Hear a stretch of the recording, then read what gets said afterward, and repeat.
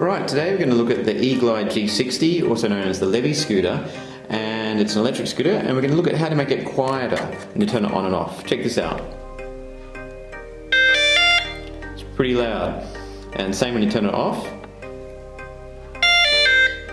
So we're going to have a look inside here, and we're going to show you how to take this apart and make the volume quieter, because there's no menu setting for this.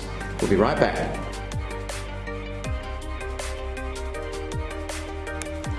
Okay, welcome back. We're looking at the Levy or E-Glide G60 scooter. Now we've actually undone, there's 6 screws all together, 2, 2 and 2, and then this cover comes off.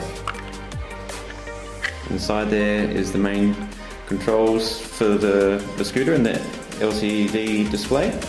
And now, in a moment, I'm going to show you how to quieten the beeping noise down.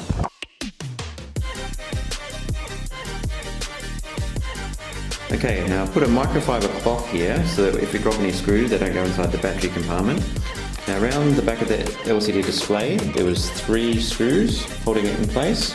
Taking those out, there's the LCD display and here's the part that's making the beeping noise.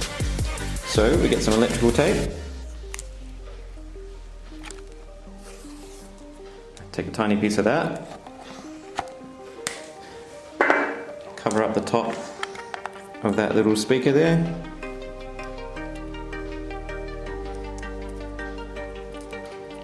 And we can then put that back in place. We'll give it a little test run. That should be a little bit quieter. So ready, much quieter. And we're going to assemble that all back together and we'll give it another trial run once we've put all the screws and all the back panel back on.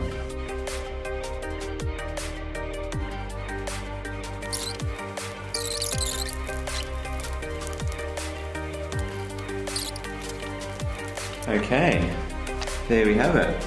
We've now reassembled the underneath side of the LCD display.